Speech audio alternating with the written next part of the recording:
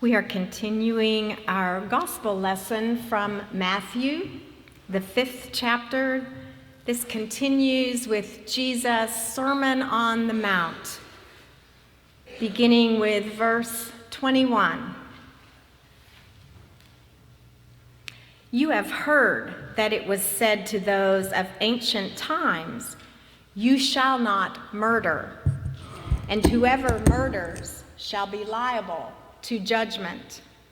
But I say to you that if you are angry with a brother or sister, you will be liable to judgment. And if you insult a brother or sister, you will be liable to the council. And if you say, 'You fool,' you will be liable to the hell of fire. So when you are offering your gift at the altar, if you remember that your brother or sister has something against you, leave your gift there before the altar and go. First be reconciled to your brother and sister, and then come and offer your gift. Come to terms quickly with your accuser.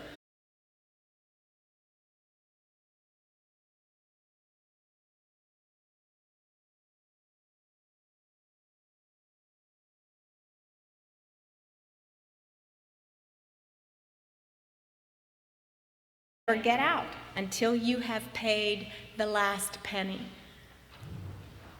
You have heard that it was said, 'You shall not commit adultery.' But I say to you that everyone who looks at a woman with lust has already committed adultery with her in his heart. If your right eye causes you to sin, tear it out and throw it away. It is better for you to lose one of your members than for your whole body to be thrown into hell. And if your right hand causes you to sin, cut it off and throw it away. It is better for you to lose one of your members than for your whole body to go to hell. It was also said, whoever divorces his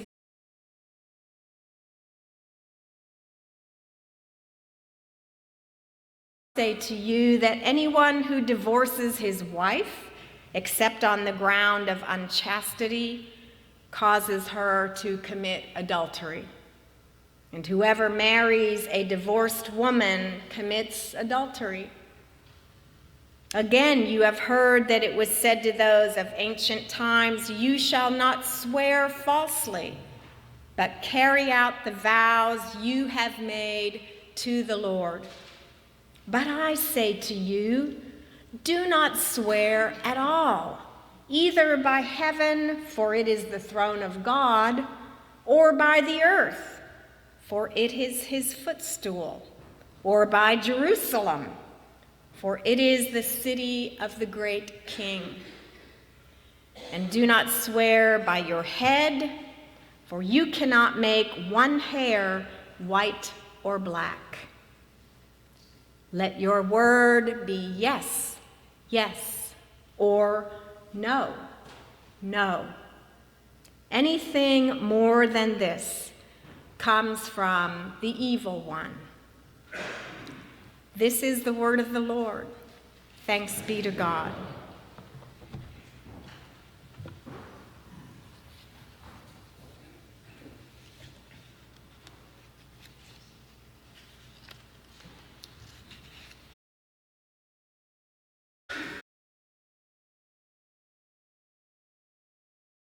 Get the feeling that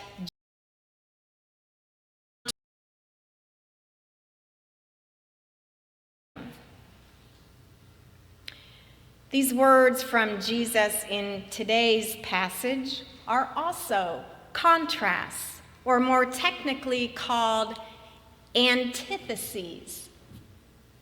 They are presented as, "You have heard that it was said," and "But I say to you."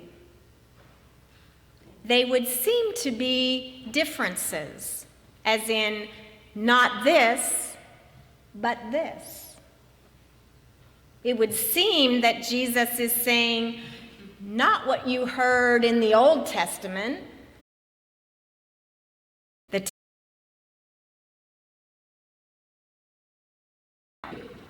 something new.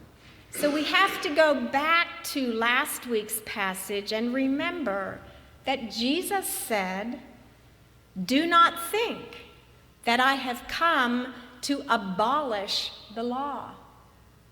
I have not come to abolish, but to fulfill."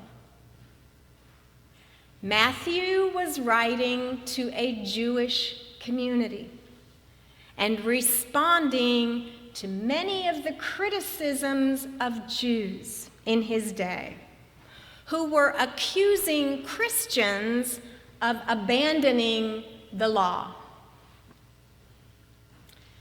Rather than abolishing the law, Jesus was asking his followers to trust it, to rely on it, to love the law and the scriptures.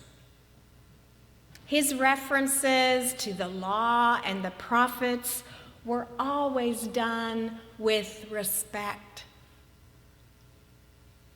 Jesus is laying this foundation of respect with these antitheses. He's bringing a truer understanding to the commandments and his interpretation of them, not by contradicting the law, but by deepening it. Jesus is calling us to a deeper understanding of how to live as God's people, how to be salt and light. It's easier to live by lists of rules and laws, do's and don'ts. Do not kill, do not steal, do not commit adultery. We can all go to heaven and say, "Well, God, here I am. I didn't kill anybody. I didn't steal anything, so let me in." Jesus is saying, yes, that way of living is so important. But there's more to it than not killing, not stealing, or not cheating on your spouse. Jesus is asking us to do what's harder, to live in authentic, dynamic, and redemptive relationship with other people. Jesus is asking us to reach into the law to reveal what the law's purpose really is, to value and protect one another. The law isn't just about not doing harmful things. It's also about doing good things, supporting life, the fullness of life for all.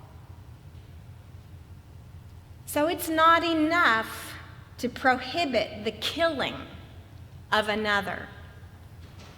We need to value them, to affirm them, to seek their good. Killing is far from that. But think about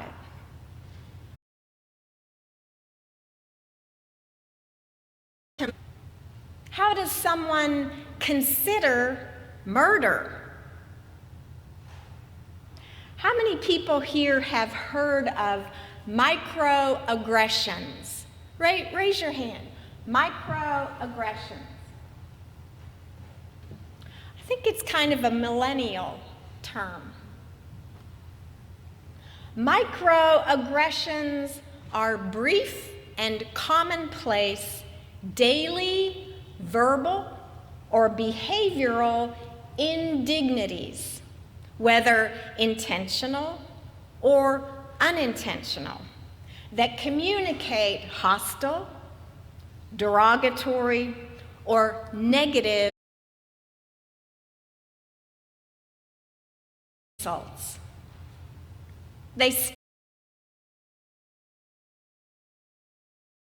Name calling. Phrases like, please hold your call.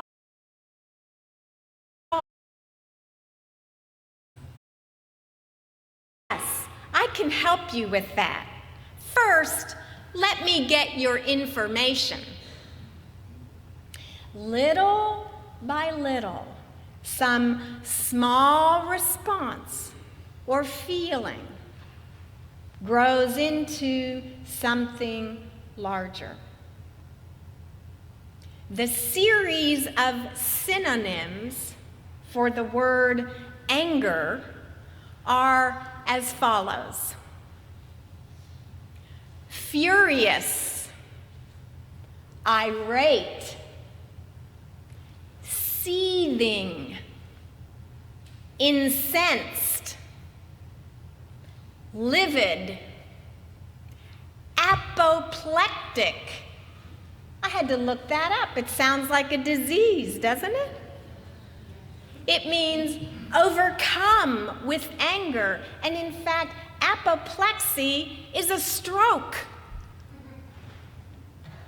And finally, on the list of synonyms is the word murderous. Add to that natural progression that some people are suffering. Some people have experienced unthinkable injustices. Some people feel completely impotent and helpless to change their circumstances. And we begin to understand why anger is so prevalent. Getting angry can be very healthy. But if it's not given healthy expression and relief, it can lead down a destructive path to violence and to murder. And let's not be under any illusion that that would never be us. We all have the capability to entertain hateful, angry, and murderous thoughts and act upon them. Similarly, adultery and divorce. The culture of Jesus' time, not really so different from our own, even 2,000 years later, had reduced women to the status of property and sources of male satisfaction. Women could be managed as necessary for men's benefit. Jesus is saying no one is to be objectified. No one, female or male, is to be seen as a thing and not a person. Pornography is a multi-billion-dollar business. People get addicted to it just like they do booze.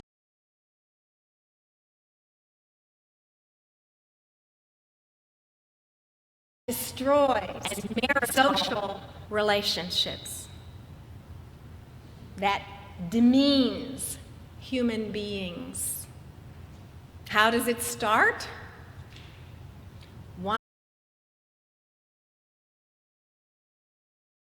On the internet. And then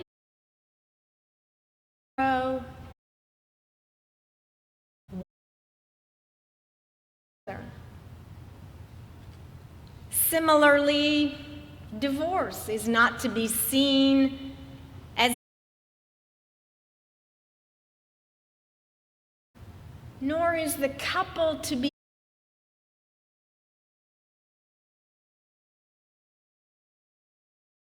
to get married.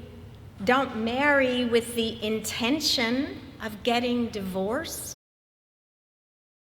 Things go wrong little by little.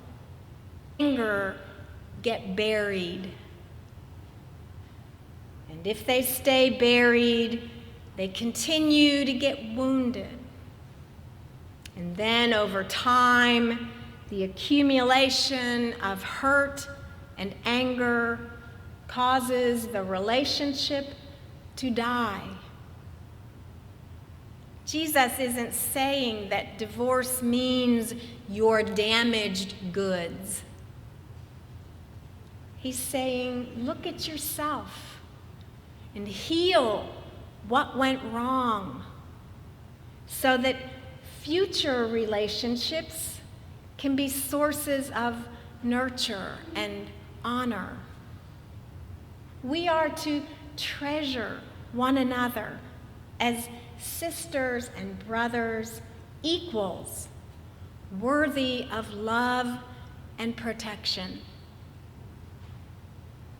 Likewise, don't come to worship if you're bearing a grudge, remembering that someone has something against you. Grudges go down the same path as anger.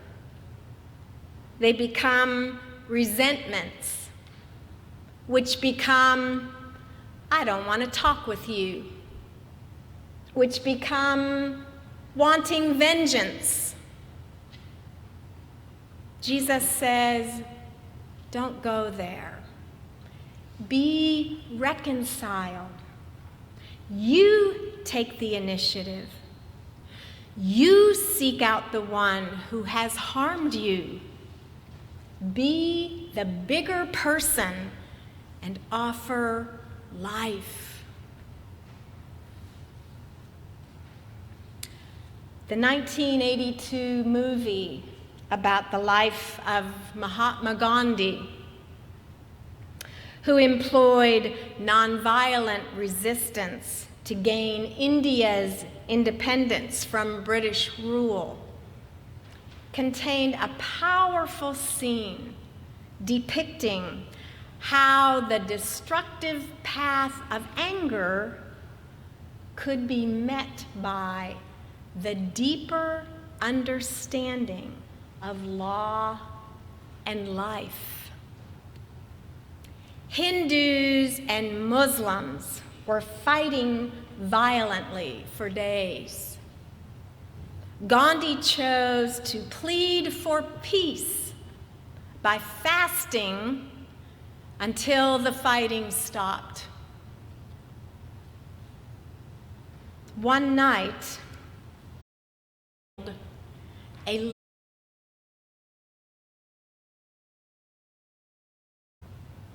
raise him.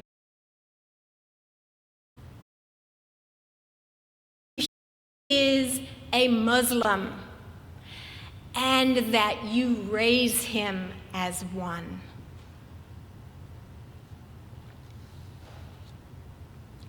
Dig deep to understanding and compassion. Silencing voices, discounting the personhood of the other,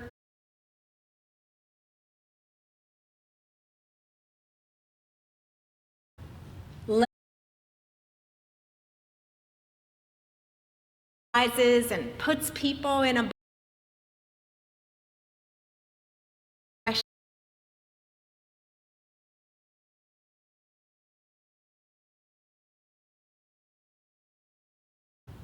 just like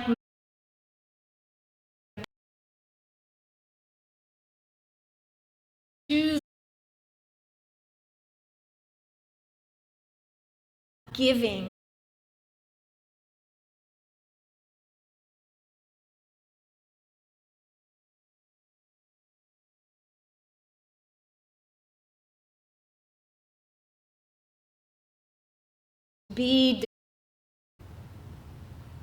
Jesus deepens the law to make us more responsible for our neighbor's well-being. By caring for one another, we strengthen a community that can then be a blessing and a light to the world. L'chaim.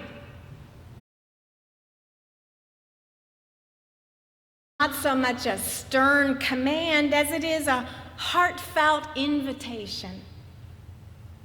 The law isn't about meeting individual needs, but about creating and sustaining a community in which all of God's children find worth and value.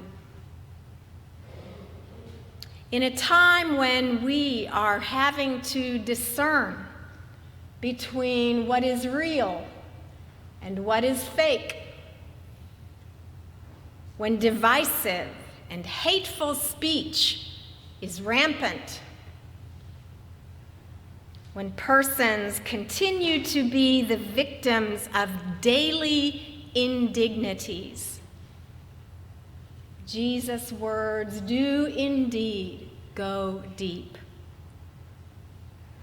Turn the volume down on anger, on belittling, on the need to be right, and the wounded ego. Then turn the volume up on forgiveness, on reconciliation, on understanding and empathy. Listen to the words that evoke life. Do the work of life-giving discipleship.